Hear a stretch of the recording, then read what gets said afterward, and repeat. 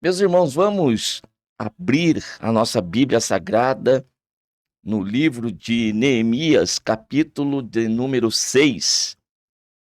Eu quero fazer a leitura com vocês, o verso 1, o verso 2 e o 3. Sucedeu mais que, ouvindo Sambalate, Tobias, Gesem, o arábio, e o resto dos nossos inimigos, que eu tinha edificado o muro, e que neles não havia brecha alguma, ainda que até este tempo eu não tinha posto as portas nos portais. Sambalate e Gesem enviaram a dizer: vem e congreguemo-nos juntamente nas aldeias no vale de Ono. Porém, intentavam fazer-me mal, e enviei-lhes mensageiros a dizer: estou fazendo uma grande obra, de modo que não poderei descer. Por que cessaria esta obra enquanto eu a deixasse e fosse ter convosco? Nós sabemos muito bem, conhecemos o contexto desta passagem bíblica, que é o pós-cativeiro. Nós temos um grupo de judeus que estão saindo do Império Caldeu, né, na ocasião Medo-Persa, e eles estavam sendo liberados para estarem em Jerusalém e ali edificarem ou reedificarem a obra de Deus. Tem algum grupo que Deus ele aquece o coração, e estes são chamados, estes são vocacionados por Deus para a realização desta grande obra. Neemias é o responsável aqui, né, nessa parte da edificação dos muros, juntamente aí com os irmãos que ali estavam, como, por exemplo, Zorobabel, que também subira para estar ali nesta obra. Quando ali chegaram, lógico, a situação era diversa. A cidade estava totalmente destruída, os muros haviam sido queimados a fogo, e então a obra realmente era grande e desafiadora. Todavia, era uma obra de Deus, era o Senhor que havia escolhido esses homens para a realização do trabalho. Não obstante a tudo isso, ainda temos os adversários da obra que não querem que esta prossiga, que esta seja realizada, que a vontade de Deus se concretize. E então nós temos os adversários principais que são destacados aqui no livro de Neemias, assim também como no livro de Esdras. Nós vamos ter aqui Sambalate, Tobias e Gesem aqui sendo os adversários. Nós temos o arábio aqui, conforme o texto diz. Nós temos aqui samaritano, como o texto diz, ou também samaritanos, todos que batalhavam contra a edificação da cidade de Jerusalém. Eles não queriam que aquilo voltasse a acontecer. E qual era a intenção deles? De que não houvesse adoração a Deus, de que não houvesse mais culto a Deus, de que a vida religiosa do povo ela não viesse a ser restaurada. E isto aqui tem uma implicação muito grande, porque aquele que pertence a Deus, o que norteia, senão aquilo que é o centro de toda a nossa caminhada e jornada, e a razão das nossas bênçãos e das nossas vitórias, é que a nossa vida espiritual ela esteja num equilíbrio extraordinário, numa comunhão perfeita com Deus e no entendimento daquilo que Deus nos chamou para fazer para Ele, tá bom? Na face dessa terra.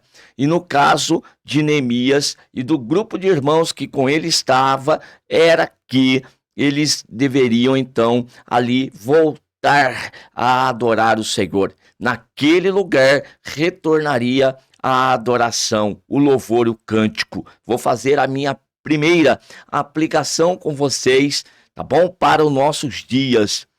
É diferente? De forma alguma.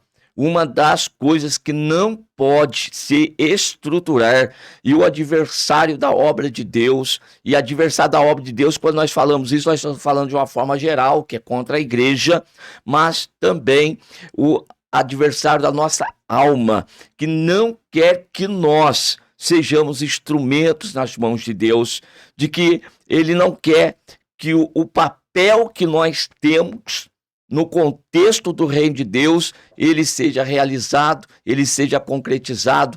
Ele não deseja que nós vivamos plenamente a graça de Deus em nossas vidas, e neutralizando a parte espiritual, ele neutraliza todo o resto. Como eu disse, a vida espiritual é o cerne da nossa caminhada.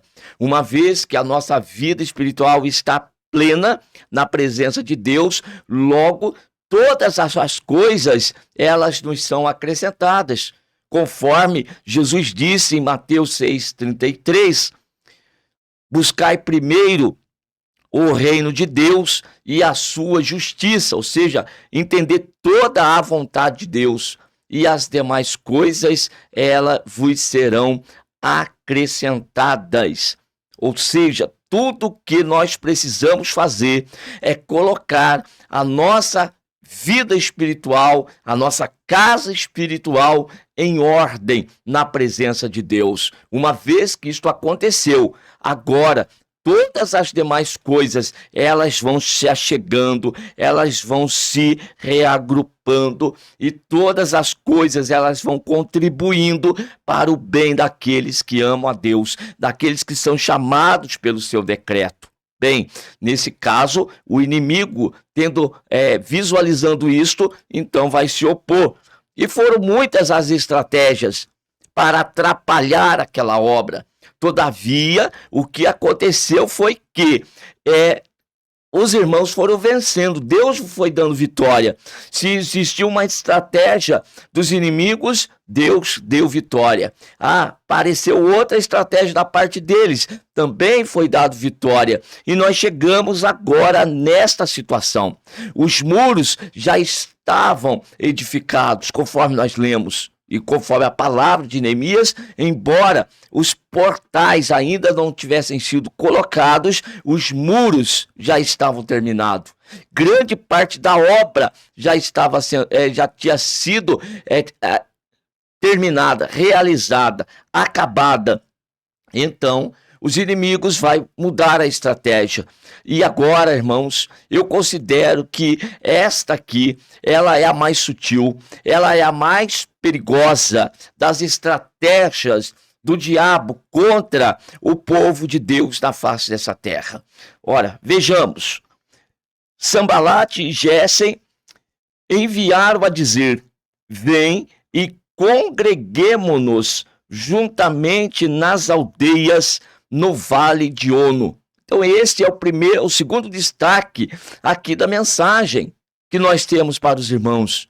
Cuidado com estas alianças, cuidado com esse conformismo. Vamos nos lembrar do que Paulo, ele disse aos Romanos capítulo 12, versículo de número 2, não vos conformeis com este mundo. Esta conformidade é a mesma coisa que nós encontramos nos Salmos de número 1, por exemplo. Nós podemos aqui destacar do Salmo de número 1. Bem-aventurado o varão que não anda segundo o conselho dos ímpios, que não se detém no caminho dos pecadores, e nem se assenta na roda dos escarnecedores. Aqui está a estratégia última do inimigo, é de fazer com que você esteja congregado com ele, você esteja junto com ele e vice-versa. Ou seja, ele tem uma aparência de agradar a Deus, ele tem uma aparência, olha só, de religiosidade, ele tem uma aparência de santidade, está querendo se igualar ao povo de Deus, embora estejam querendo parecer iguaizinhos ao povo de Deus, todavia a intenção ela é ruim, ela é má, é uma intenção que ele tem de frustrar o propósito de Deus. Por isso, nós não devemos fazer aliança com o mundo presente. Não faça aliança com o século presente. Não faça aliança com as trevas. Não tenha comunhão com as trevas. Porque tudo aquilo que eles praticam são coisas ruins diante dos olhos de Deus. Então, embora tenha alguma aparência de piedade, todavia, a intenção, a essência, ela é ruim, ela é má, repito. Estão querendo parar a obra que Deus tem na tua vida. De repente, congregando com eles, reunindo-se com eles, exista uma oportunidade de você fazer algo que de repente até pense, estou fazendo algo para Deus. Estou indo até lá e eles terão a oportunidade de ouvir a pregação.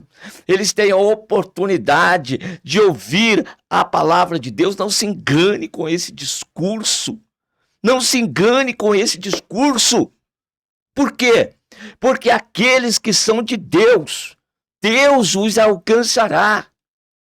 O Senhor fará um meio, Deus fará um meio de que essa pessoa ouça, mas que nós não venhamos a congregar em um ambiente que não seja um ambiente de santidade. O propósito que nós temos no nosso coração é uma vida de santidade. E uma vida de santidade e depois focado no propósito que Deus tem conosco. Se Deus tem um propósito comigo aqui, neste lugar, é aqui que eu preciso permanecer. Eu não posso sair daqui para congregar com outros que têm uma intenção ruim, que querem atrapalhar aquilo que Deus tem para realizar na minha vida. Então, Neemias, ele teve esse discernimento, ele entendeu aquele propósito ruim daqueles homens que, embora tivesse oferecendo algo excelente para Neemias, Neemias entendeu. Eles estão querendo retardar aquilo que Deus tem para realizar. Eles estão querendo retardar o propósito de Deus na minha vida. E quando nós não tomamos cuidado, quando nós não vigiamos, quando nós, às vezes, nos ocupamos com coisas desta vida, algo de Deus em nós está sendo retardado. Por quem? Ora, pelas estratégias do adversário da nossa alma, estratégia do adversário da obra de Deus. E a obra do Senhor, ela vai ficar parada por causa de uma estratégia do inferno. Não pode acontecer de forma alguma, porque se isso ocorrer, vai ter uma consequência drástica nas nossas vidas. E isso aconteceu nessa época, principalmente no texto de Esdras e também de Ageu, né? Principalmente o profeta Ageu. Se você ler, e recomendo que você leia o profeta Ageu, também Zacarias, mas principalmente Ageu, que eram os profetas da época de Esdras e de Neemias. E Ageu, ele identificou e Deus o levantou para repreender, para exortar o povo numa época que era para a edificação do muro, que era para a edificação do templo. Era para isso que Deus havia levado aquele grupo de homens para Jerusalém. Pois é, mas chegando lá, diante das adversidades, o grupo de irmãos foram se ocupar com as suas coisas. Foi naquela época que começaram a surgir as casas, e Ageu usa a expressão estucadas, casas excelentes, casas lindas, materiais, do próprio povo. Eles construindo, mas a casa do Senhor tinha sido abandonada. E aí então Deus, ele vai corrigir o povo, dizendo para o povo: é certo o que vocês estão fazendo, enquanto vocês estão edificando a casa de vocês, esta casa aqui, ela fica vazia. De que casa Deus estava falando? Deus estava falando da sua casa, da sua obra, do templo que precisava ser construído. Olha a aplicação, meus irmãos. Para qual obra Deus me chamou e para qual obra Deus te chamou? Para qual momento Deus me chamou e te chamou? Não é para este momento? Não é este o nosso tempo que Deus tem nos dado? E o que é que eu tenho que fazer? E o que é que cada um de vocês tem que fazer no lugar onde Deus, ele nos colocou? E aquele povo sai para cuidar das suas coisas e a obra de Deus é abandonada, é esquecida. Então, no capítulo 1 do livro do profeta Ageu, o verso de número 5, ora, pois, assim diz o Senhor dos Exércitos, aplicai o vosso coração aos vossos caminhos, semeais muito e recolheis pouco, comeis, mas não vos fartais, bebeis, mas não vos saciais, vesti-vos, mas ninguém se aquece. E o que recebe salário? Recebe salário no saquetel furado. Assim diz o Senhor dos Exércitos, aplicai o vosso coração aos vossos caminhos.